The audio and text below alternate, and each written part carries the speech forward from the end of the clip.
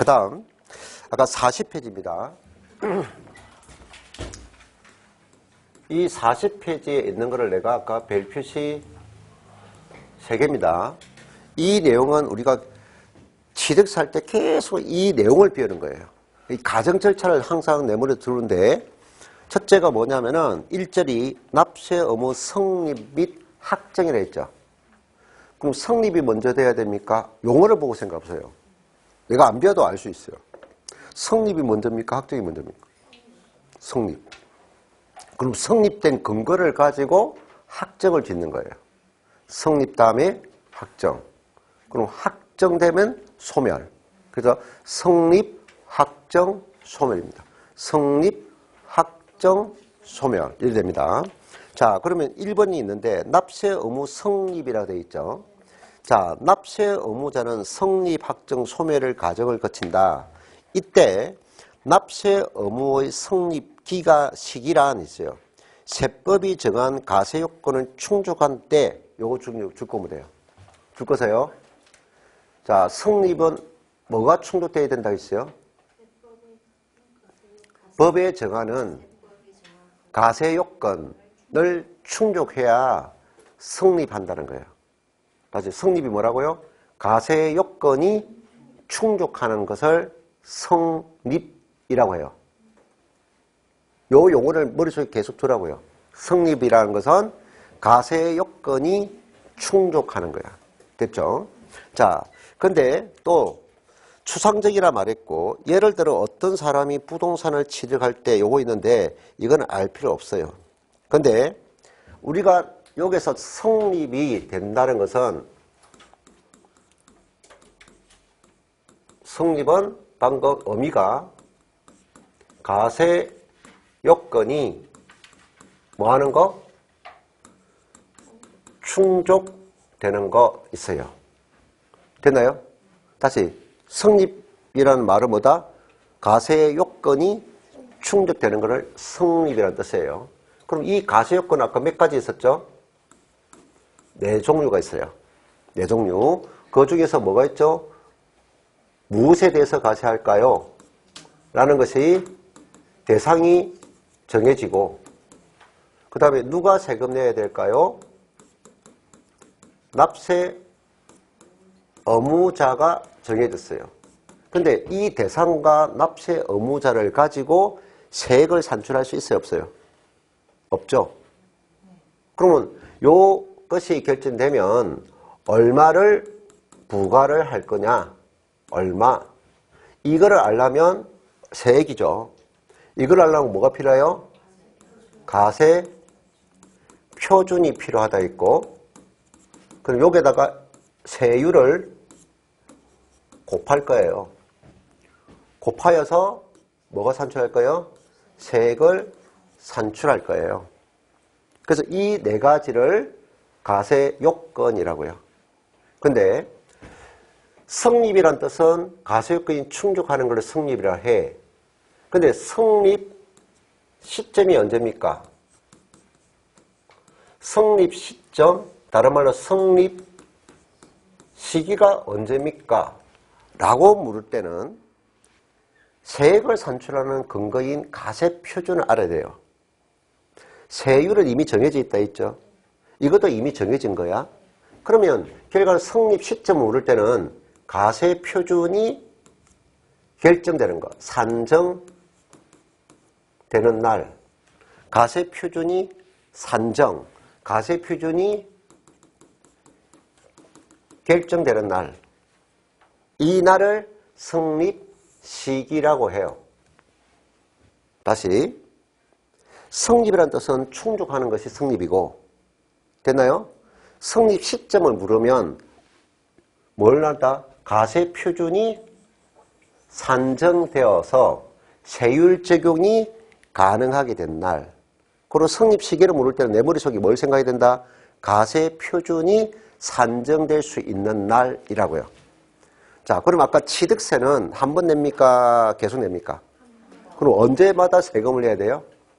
취득할 때마다 성립된다고요.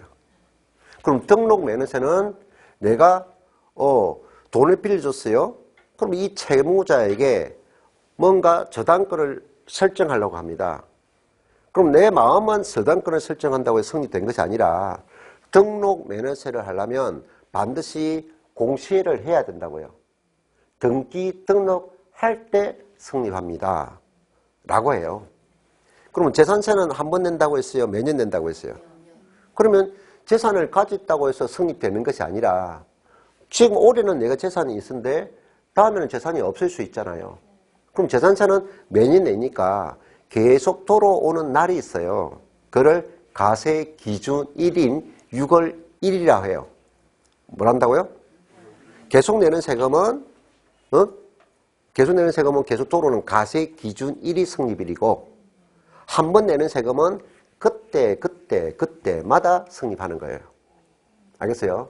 그런데 아까 부동산을 팔았어요. 양도소득세죠. 그럼 양도소득세에서 양도소득세는 언제 성립합니까? 내가 아까 중요한 말이 있어요. 물론 양도해야 소득이 발생하겠죠. 근데 그 양도소득은 소득자의 일부예요. 일부. 그럼 소득자는 태어나서 죽을 때를 계속 소득활동을 하니까 기간을 정해준다고요. 1월 1일부터 12월 31일. 됐나요? 그럼 그 1년이라는 기간도 양도를 했지만 이 성립은 또 다른 또 뒤에 또 소득이 발생할 수 있으니까 합산한다 했죠, 소득을. 그러니까 가세, 이게 일정 언제부터 언제까지 주는 것을 가세기간이라고 해요. 뭐 한다고요? 언제부터 언제까지 준 것을 가세기간이라고 해요. 그럼 1년간 소득을 합산해야 되니까 3월 달에 양도해도 가세기간이 끝날 때 성립하는 거예요. 알겠습니까? 9월 달에 양도해도 가세기간이 끝날 때 성립하는 거예요. 다시 취득세는 언제 성립한다? 취득할 때마다 가액을 알 수 있어요. 등록면에서도 등기 등록할 때마다 알 수 있어요. 그럼 매년 내는 세금은 매년 낼 때 재산 가치가 바뀌죠. 그 기준일이 언제다? 6월 1일인 가세 기준일에 성립한다는 거예요. 그럼 소득세는 언제 성립한다고요? 양도할 때마다 하는 게 아니라 기간이 끝날 때 성립한다. 이해됐나요? 요런 것을 맞는 거예요. 그게 성립입니다. 자, 그러면 성립이 되면 성립이 이루어졌다는 것은 누가 관계가 이루어졌다고요? 성립은 관계가 이루어진 거예요. 그러면 누구 관계가? 가세권자가 있고 거기에 대한 납세 의무자 관계가 이루어졌다고요. 그러면 납세 의무자는 납세를 해야 된다는 의무는 있지만 근거가 됐지 아직 세액 산출했어요, 안 했어요? 아직 세액 산출한 것이 아니고 세액을 산출 근거가 마련된 거예요. 이 말 알아듣겠나요? 내가 이렇게 공식 적었는데 아직 세액 산출 안 됐어요. 세액을 산출 근거가 마련됐다는 거야. 이걸 알게 되었다는 거지. 성립이라. 아직 세액 결정 안 됐어. 그러니까 성립이 됐으니까 납세 의무가 있다 말이야. 근데 아직 세액이 확정되지 못했으니까 얼마 낼지 모르죠. 그러니까 이거는 의무가 추상적이다 이 말이야. 추상적 의무가 주어졌다라고 하는 거야. 그러면 이때 이 권한을 가진 사람은 일단 뭡니까? 이때 주어지는 권한이 가세권자는 권한을 행사해야 되죠. 이때 부과권을 준다 말이야. 부과권이 발생한다 이 말이야. 납세 의무가 성립해야 가세권자는 자기 권력을 행사할 수 있게 된다 이 말이야. 이해됐나요? 그럼 항상 가세권자가 가세권을 가지고 있는 것이 아니라 납세 의무가 성립이 돼야 가세권이 부여된다 이 말이야. 이해됐나요? 근데 이 가세권이 부여되는 것에 대해서는 영원히 그 권한을 부여하지는 않는다 이 말이야. 이 가세권을 제재하는 게 있어요. 그걸 제척기간이라고 해요. 무슨 기간? 제척기간이 있어요. 그럼 가세권자는 요 기간 내에 부과권을 행사할 수 있습니다. 그럼 그 기간 내에 가세권을 행사하지 못하면 권한이 사라지는 거예요. 부과할 수 없어요. 다시 부과권은 언제 주어진다? 성립 때 주어지고 그 부과권은 영원히 주는 게 아니라 가세할 수 있는 기간이 있다고요. 그 기간 내에만 부과를 할 수 있어요. 그럼 기간 내에 가세를 안 시키면 권한이 없어져 버려요. 그걸 무슨 기간이란다? 제척기간이란다. 이 제척기간은요, 일반적으로 5년, 그 다음에 7년, 그다음에 10년, 예외로 15년, 이렇게 네 종류 기간이 있어요. 5년, 7년, 10년, 15년. 그럼 지금 현재 어떤 거는 5년이고 어떤 거는 7년이고 그거는 지금 현재 단계에서 알 필요 없고, 예? 성립이 되면 가세권자는 어떤 권한이 주어지고, 그러면 성립이 됐을 때 가세권자는 그 권한을 언제까지 행사할 수 있느냐? 제척기간 안에만 행사할 수 있어. 요거를 기억하시라고요. 이해됐나요? 어떤 것이 5년이고 7년이고 10년이고 그건 지금 현재 알 필요가 아니라 말이야. 의미만 알아봐요. 자, 이제 성립됐어요. 그럼 성립됐으니까 이 가세 표준을 알았죠? 이게 결정됐잖아요. 그럼 이것을 근거로 해서 법에 주어진 세율 있죠? 그럼 곱하면 뭐가 돼요? 세기죠. 그래서 여기서 성립 과정에서 뭘 가져온다? 가세 표준을 결정됐어요. 그럼 이 결정되면 세율을 곱해서 세액을 계산했어요. 이 세액을 산출한 것이 뭐냐? 학정이라 말입니다. 간단하죠? 학정은 뭐라고요? 세액을 산출한 것이 학정이야. 오케이? 그럼 이 세액을 산출하는 방법 뭐가 필요했어요? 학정을 뭐가 필요했어요? 가세 표준을 알아야 되죠. 그럼 가세 표준을 안 단계가 성립이고, 가세 표준을 가져와서 세율을 지정하니까 세액이 확정되죠. 이게 학정이라고. 이해됐나요? 그러면 이 학정인데 이 학정 방식이 다르다고요. 이 학정은 누가 해야 돼요? 납세 의무자가 학정 짓는 게 아니라 학정은 가세권자가 결정해야 돼요. 그럼 가세권자가 학정 지려면 가세권자는 뭘 알아야 돼요? 세율도 알아야 되고 가세표준을 가세권자가 알아야 되겠죠. 여기까지 이해했나요? 근데 세율은 이미 법에 정해져 있는데 가세표준을 가세권자가 알아야 된단 말이야. 여기서 가세권자가 가세표준을 알고 있다, 알지 못한다에 따라서 학정 방식이 달라진다는 거야.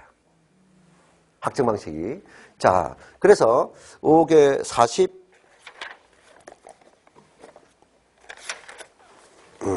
44쪽 갑니다. 몇 쪽? 44쪽. 44쪽에 학정이 있어요. 자, 봅시다. 다시. 학정은 방금 뭐 한다고요?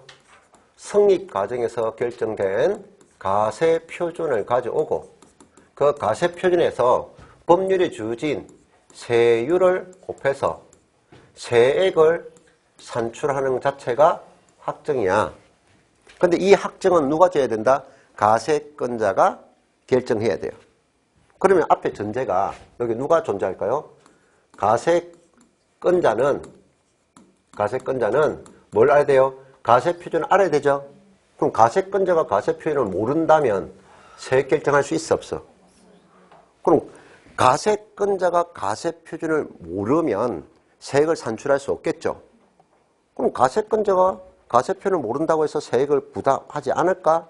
그건 아니란 말이야. 그래서 학정 방식이 원래 세액 학정은 누가 한다? 가세권자가 해야 되고 그리고 가세권자는 가세 표준을 알아야 되는데 가세권자가 가세 표준을 알지 못하면 이 말이야. 가세권자가 가세 표준을 못하면 누가? 납세 의무자가 본인이 납부할 세금에 대해서 신고해 줘야 돼. 뭐 한다고요? 신고. 누가 신고한다고요? 납세 의무자가 본인이 납부할 것을 자발적으로 신고를 해야 돼. 그럼 신고를 했으니까 이제 가세권자는 알지 못했는데 이제 알게 되었어, 안 됐어요? 어? 알게 되었죠? 알았으니까 이제 세율을 곱해서 세액을 학정 지을 수 있죠. 그래서 학정 방식이 전제가 우리 요거는 우리 교재에 안 적어놨어. 그럼 내가 가르치는 방법이야. 요거를 기억하라고요. 학정 방식은 기본이 두 가지가 있는데 가세권자가 가세표준을 알아야 되는데 가세권자가 가세표준을 못하면 누가? 납세 의무자가 신고를 해주면 가세권자가 알게 돼서 확정된단 말이에요. 그럼 요거를 신고 시 확정된다 이 말이에요. 그래서 이거를 신고주의에 의한 확정 방식이다라고 해요. 무슨 주의? 신고주의에 의한 확정 방식이라는 거예요. 오케이. 됐나요? 자, 그럼 쭉 내려왔어요. 가세권자가 가세표준을 알고 있어요. 그럼 알고 있을 때는 신고를 받을 필요 있을까요? 없을까요? 없어. 알고 있으니까. 그러면 가세권자가 가세표준을 알고 있다면 신고를 받는다, 받는다. 받지 않고 권한을 가진 자가 바로 세액을 산출하면 돼요. 세액을 바로 결정하면 돼요. 그럼 권한을 가진 자가 바로 결정을 했다. 신고받지 않고. 이거를 무슨 주의냐? 부가주의라고 해요. 무슨 주의? 부가주의. 자, 이거는 무슨 주의? 신고주의. 요걸 무슨 주의? 부가주의. 요 말 뜻 알겠죠? 자, 그럼 요까지 알았어요. 그럼 이제 신고주의 있어요. 신고주의는 지방세는 요 신고를 어디 할까요? 할 때. 지방세는 아까 지방세 세금 중에서 도가세는 강력자치단체가 쓰는 세금이 있고 기초자치단체가 쓰는 세금도 있어요. 그러면 지방세가 강력자치단체 세금이라도 신고는 무조건 어디 하느냐? 신고를 시, 군, 구에 신고를 합니다. 항상 이 절차 알아두세요. 어디 신고한다고요? 시, 군, 구. 도세도 시, 군, 구. 됐나요? 오케이? 도세는 시, 군에 신고하고 강, 구에 신고한다고요. 그러면 신고를 받았으니까 세액을 결정하죠. 그럼 확정됐죠. 그러면 이 세금을 뭡니까? 확정됐으니까 결정됐다고요. 그럼 이 결정을 뭐 할까요? 결정 세금 그대로 뽕 있으면 안 되죠. 징수해야 되잖아요. 그러면 요거를 뭐 한다? 부과한다고요. 뭐 한다고요? 부과. 이때 부과할 때 뭔가 납세금을 전달해야 돼요. 그럼 요거는 신고하러 갔죠. 누가 신고하러 갔어요? 납세 의무자가 관할관청에 신고서를 들고 신고하러 갔죠. 그럼 그 자리에 가세권자와 납세 의무자가 그 자리에 있죠. 그러면 가세권자는 그 즉시 바로 세금을 결정했죠. 그럼 징수해야 되겠죠. 그러면 그 자리에 프린트를 한 개 쭉 출력합니다. 그때 이거를 뭡니까? 납부서. 네? 뭐라고요? 납부서라고요. 그러니까 이거는 고지서가 아니고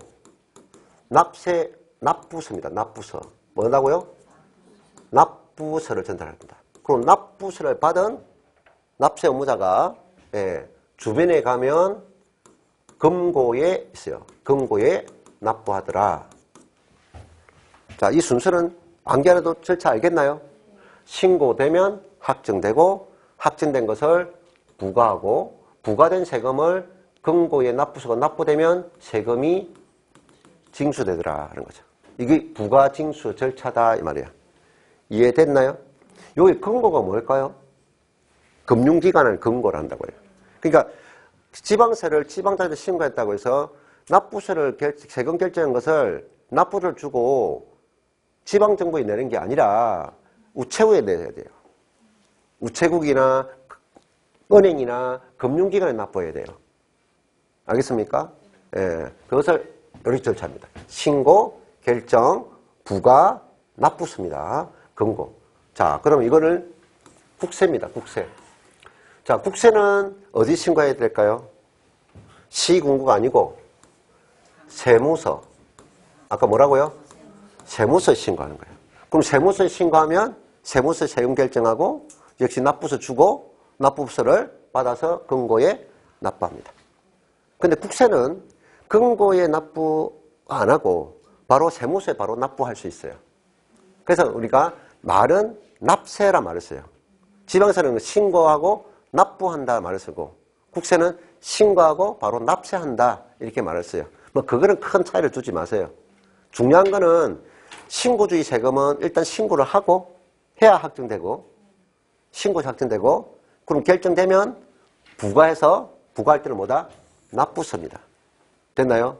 그러면 요 신고하고 납부를 해야 되겠죠. 그럼 납세자가 자기가 편할 때 언제든지 하는 게 아니라 언제부터 언제까지 신고해야 되고 언제부터 언제까지 납부해야 돼. 신고하는 것과 납부하는 신고 기간이 주어진다는 말이에요. 그럼 신고 기간은 신고와 납부 기간 동화되어 있는 거야. 신고 기간이라 해서 신고만 하는 게 아니라 신고도 하고 납부도 하는 기간이에요. 요 신고 기간이 법정 신고 기간이라는 거야. 그럼 이 법정 신고 기간에 신고 납부를 이행해야 되는데 그거를 이행하지 않으면 뭐가 죽는다? 추가로 내는 세금이 가산세라고. 알겠어요? 그럼 납세 의무자는 성실히 신고 납부를 해야 되는데 안 내면 그게 뭐라고요? 가산세라고. 그러면 자, 취득세는 한 번 냅니까? 여러 번 냅니까? 그럼 우리가 취득 행위는 가세권자가 압니까? 모릅니까? 부동산을 사고 판 것을 가세권자가 알까요? 모를까요? 그게 왜 이상한 얘기 물을 때마다 안다. 왜 알지? 두 사람이 만나서 부동산을 거래하는데 왜 국가가 알지? 아니, 아파트를 사고 판 행위를 왜 국가가 알지? 아니, 그러니까 모르잖아. 신고하니까 아는 거지.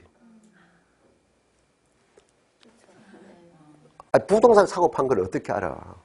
몰라요. 근데 우리 부동산을 사는 사람은 뭘 해야 돼서? 취득을 내라 했잖아. 파는 사람은 양도소득세 내라 했잖아. 오케이? 그러니까 취득세는 양도소득세는 가세권자가 모른단 말이야. 모르니까 나는 납세 의무자가 내가 부동산 매매 계약서를 가고 신고해야 된다고요. 얼마 주고 샀다, 언제 샀다, 신고해야 되란 말이야. 신고하니까 결정된다고요. 그러면 거기 취득세 세무공무원이 납부서 끌어준다고요. 그 납부서 받아 납부한다고요.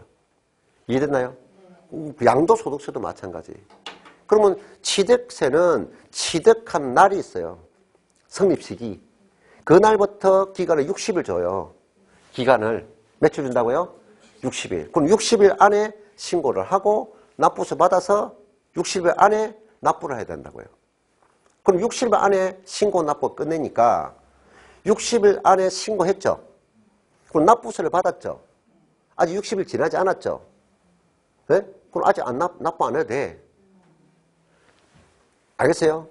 신고와 납부가 모두 며칠 안에 이루어지면 돼? 60일 안에 신고도 하고 납부만 이루어지면 된다고요. 오케이? 근데 신고를 전혀 안 했어. 신고를 해도 신고를 안 했어. 그러면 요거를 우리는 뭐냐? 신고 불성실 가산세를 한다고요. 뭐 한다고요? 가산세. 신고 불성실 가산세란 말을 쓴다고요. 오케이? 근데 내가 부동산을 5억 주고 샀습니다. 4% 내세요. 그럼 2천만 원 신고 납부해야 돼요. 알겠어요? 그럼 2천만 원을 법정 기간 안에 신고를 하고 결정이 2천만 원 떨어졌어요. 그럼 2천만 원을 부과했어요. 이해됐나요? 그럼 2천만 원을 기간 내에 내지 않았어요. 그거는 신고 불성실이 아니고 납부서를 받았는데 납부 안 했죠. 방금 신고했다 했잖아. 납부를 안 했잖아. 그럼 신고를 했는데 납부를 안 하면 이거를 납부가 지연됐어요. 납부 지연 가산세가 붙어요. 신고 안 하면 뭐가 된다? 신고 불성실 가산세. 자, 내가 부동산을 취득해서 며칠 안에 내라 했어요? 60일에 신고하라 했죠. 그리고 60일이 아니라 70일이 지났어요. 그럼 70일이 지나가지고 신고를 하러 갔어요. 이거 신고 불성실이야, 아니야? 신고 불성실이야. 알겠어요? 신고를 기간 내에 신고해야 신고가 되는 거야. 기간 내에 신고 안 한 거는 그걸 신고 아니야. 신고 불성실이야. 이해됐나요? 그럼 신고 불성실인데 내가 원래는 세금을 가표에 신고할 때 신고 자료가 2천만 원 납부하기 신고해야 되는데 내가 잘못 신고해가지고 1,800만 원만 내게 신고했어요. 그럼 200만 원 적게 신고했죠? 가소신고라고요. 그러면 이미 나 1,800만 원에 대한 신고 들어간 것은 이미 신고 납부됐죠? 가산세가 없지만 본인이 원래 납부할 세금에 적게 신고된 거예요. 그걸 가소신고라고요. 그래서 신고부선치는 가소신고부선이 있는데, 자, 방금 200만 원 적게 냈죠? 그럼 200만 원 내야 되잖아. 그럼 200만 원에 10%를 더 내야 된다고요. 200만 원 몇 프로? 10% 가산세 더 얹어내. 그러면 200만 원 플러스 200만 원 10% 20만 원을 220만 원 내야 된다고요. 알겠어요? 자, 그런데 60일 지났어. 60일 기한에 신고 들어갔는데 60일이 지난 후에 신고 들어갔던지 60일이 지나도 신고 안 들어갔어요. 그거를 아예 무신고라고요. 어? 그럼 이 사람은 그래도 성이 보이죠? 이 사람은 아예 신고 안 했죠? 괘씸하다. 20%예요. 그러면 아까 2천만 원 신고해도 2천만 원 신고 안 했잖아. 그럼 2천만 원 내면 안 되고 2천만 원에 20%. 400만 원이 더 추가된다고. 알겠어요? 그런데 이 가소 신고한 것과 무신고가 알면서 우리 둘이 거래한 거 모를 거야. 그래서 예전에 우리 사람들이 두 사람은 정상적인 거래를 했는데 두 사람이 주고받은 물건 가격이 5억이야. 네? 그러면 파는 사람은 양도소득을 줄이고 사는 사람은 취득세를 적게 내서 다운 계약서를 작성해 신고를 했단 말이야. 그럼 부정이잖아. 원 거래를 신고 안 하고 다운 계약서를 거짓 행위라고 신고했단 말이야. 그게 발견됐어. 발견됐다. 그래 부정이라고. 부정. 부정행위는 40%야. 부정은 몇 프로? 40%라고. 요거 비율만 암기하면 된다고요. 계산문을 내는 게 아니라.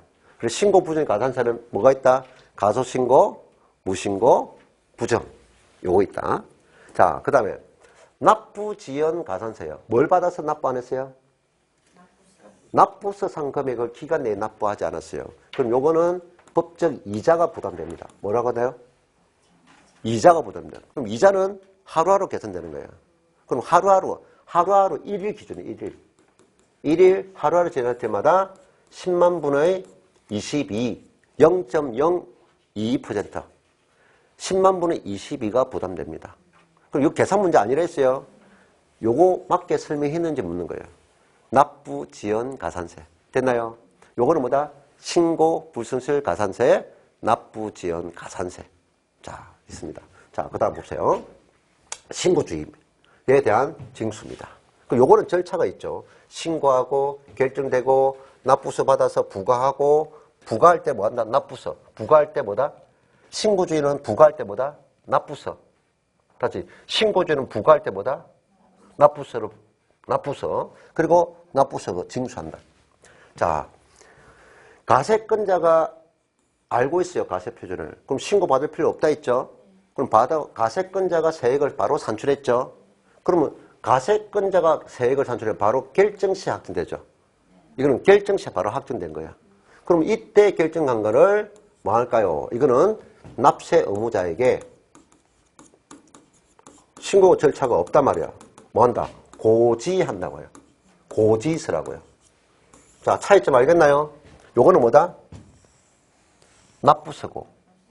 이 고가 뭐죠? 알리 고자잖아. 고지한다고요. 우리 전기요금, 가스요금, 수도요금은 전부 다 뭡니까? 용역을 제공하는 사람이 알고 있잖아요. 우리가 전기요금 계산을 납부하지 않잖아요. 네? 전부 다 고지서 받아내잖아요. 핸드폰 요금, 가스요금, 수도요금 전부 다 고지서 받아내잖아요. 이해했어요? 고지한다고요. 그럼 고지한다. 고지에서 징수하는 방법이다. 고지에서 징수하는 방법이라고요. 알겠죠? 그러면 요거는 신고기간이 있어요? 없어요? 신고가 없기 때문에 신고기간은 없겠죠. 대신에 고지서에 무슨 기간이 있어요? 납부기간이 있겠죠. 그럼 고지서에 있는 납부기간 내에 납부를 해라 하는 거죠. 그럼 요것도 납부를 이행하지 않았어요. 그러면 요것도 가산세가 적용됩니다. 이것도 뭘 안 했어요? 납부를 안 했죠. 근데 요거는 그대로 납부 지연 가산세란 말했어요. 무슨 지연? 납부지연 가산세. 그 용어를 잘 봐야 돼요. 고지에서 납부 안 했느냐. 고지하기 전에 납부서의 금액을 납부하지 않았느냐. 납부서 금액을 납부 안 해도 뭐다? 납부지연 가산세라는 용어 쓰고, 고지했는데도 납부 안 했을 때도 납부지연 가산세를 용어로 쓴다. 그런데 이게 대한 가산세 비율과 여기에 대한 가산세 적용 비율이 다르다 이 말이야. 이거는 고지했죠. 그럼 고지했대. 재산세 예를 들면 우리가 재산세가 있어요.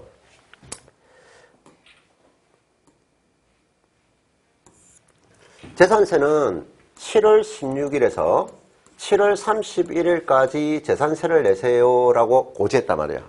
그럼 이 기간에 납부를 해야 되는데 고지 납부 기간 다음 날인 8월 1일이 된과 동시에 요 금액에다가 플러스 이 금액 기준에 곱하기 3%를 냅니다. 하루가 지나도 3%, 이틀이 지나도 3%. 납부 기간이 끝나자마자 3% 부담시킵니다. 납부지연 가산세가. 됐나요? 아까 납부서는 고지하기 전이죠. 그러니까 고지하지 않고 납부하라. 납부서상 금액을 납부 안 할 때는 납부지연은 1일 계산하고 고지했을 때 기간 내에 납부하지 않으면 첫 번째 몇 프로 정한다고요? 하루가 넣어도 3%, 20일 넣어도 3%를 먼저 적용한다고요. 그리고 나서 다시 9월 1일 됐어요. 9월 1일 되면 또다시 추가합니다. 또다시 요 금액에 곱하기 0.66%가 또 추가됩니다. 자, 그러다가 또 안 됐어요. 10월 1일 됩니다. 또 금액에 0.66%가 추가됩니다. 됐나요? 이름은 다 뭐다? 요것도 납부지연 가산세고 이것도 납부지연 가산세라고요.